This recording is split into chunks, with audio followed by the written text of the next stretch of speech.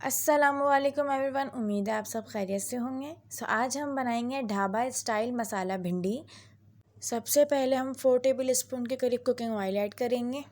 इसको हम medium flame पे अच्छे से गर्म करेंगे। इसके अंदर फिर हम 2 अदद दरमियानी साइज़ के प्याज काट के ऐड कर लेंगे और इसको हम इतना पकाएंगे कि अच्छे से सॉफ्ट हो जाए। बस कलर चेंज नहीं करना है, इसका हमें सिर्फ सॉफ्ट करना है प्याज को। तो अब आप लोग देख सकते हैं कि जो प्याज है वो यहाँ पे अच्छे से सॉफ्ट हो गई है। अब हम इसके अंदर आधा किलो के करीब भिंडियाँ ऐड कर लेंगे और भिंडियाँ ऐड करने के बाद हम इसको मीडियम फ्लेम पे ही रखते हुए इतना पकाएंगे कि जो प्याज का कलर है वो भी चेंज होकर गोल्डन ब्राउन हो जाए और हमारी जो भिंडियाँ हैं वो भी अच्छे से फ्राई हो जाए, इनका लेस ख़त्म हो जाए। तो अब आप लोग देख सकते हैं कि जो हमारी प्याज का कलर है वो भी चेंज होकर गोल्डन ब्राउन हो गया है, फ्राई हो गई है प्याज। और हमारी भिंडियाँ भी हैं अच्छे से फ्राई हो गई हैं, इनका लेस ख़त्म हो गया है। अब हम इसको अलग निकाल लेंगे सेपरेट किसी बर्तन में, सारी भिंडियों को। तो अब हमने इन सारी भिंडियों को सेपरेट किसी बर्तन में निकाल लिया है। इसके अंदर हम थोड़ा सा कुकिंग ऑयल ऐड करेंगे। फ्लेम को हम बिल्कुल लो रखेंगे। अभी हम इसके अंदर 1 टेबल स्पून के करीब ज़ीरा ऐड कर देंगे और 2 चुटकी हम इसके अंदर जो है अजवाइन ऐड कर देंगे। हल्का सा फ्राई करने के बाद साथ ही हम इसके अंदर हरी मिर्ची ऐड कर देंगे 3 से 4 अदद। और साथ ही हम इसके अंदर लहसुन अदरक का पाउडर ऐड कर देंगे 1 टेबल स्पून। आपके पास अगर पाउडर नहीं है पेस्ट, आप पेस्ट यूज़ कर सकते हैं। साथ ही हम इसके अंदर 2 टमाटरों की प्यूरी ऐड कर देंगे। फ्लेम को बिल्कुल मीडियम टू लो रखेंगे हम।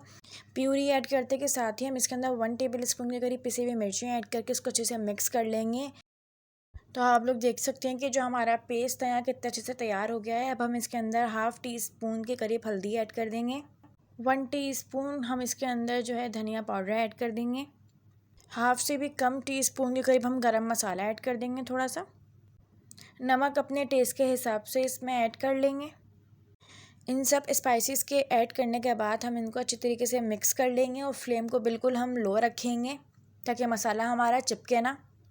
मसाला अच्छे से मिक्स करने के बाद हम थोड़ा सा इसमें पानी ऐड करके इस मसाले को अच्छी तरीके से हम भून लेंगे। तो अब आप लोग देख सकते हैं जो हमारा मसाला है वो यहाँ अच्छे से भुन गया है। अब हम इसके अंदर 1 कप के करीब दही फेंट कर ऐड कर देंगे और इसको हम मीडियम फ्लेम के ऊपर अच्छे से हम मिक्स कर लेंगे दही को। तो अगर आप इस चैनल पर न्यू हैं, चैनल को सब्सक्राइब करें और बेल आइकन को प्रेस करें ताकि हमारी न्यू आने वाली वीडियोज़ का नोटिफिकेशन आपको मिल जाए। तो दही को हम यहाँ अच्छे से भून लेंगे ताकि दही का जो पानी है वो अच्छे से ड्राई हो जाए। तो अब आप लोग देख सकते हैं जो हमारा दही का पानी था वो ड्राई हो गया है, सारा मसाला अच्छे से भुन गया है। अब हम लोग इसके अंदर वो भिंडियाँ ऐड कर देंगे जो हमने पहले ही प्याज के साथ फ्राई करके उनको अलग किसी बर्तन में निकाल दिया था। तो भिंडियाँ हमारी पहले से फ्राई हुई हुई हैं, ऑलरेडी इनका लेस ख़त्म हुआ है। तो हम इसको सिर्फ हल्का सा मिक्स करेंगे। तो भिंडियाँ यहाँ अच्छे से मिक्स हो गई हैं। अब हम इसके अंदर 1 नींबू का रस ऐड कर देंगे।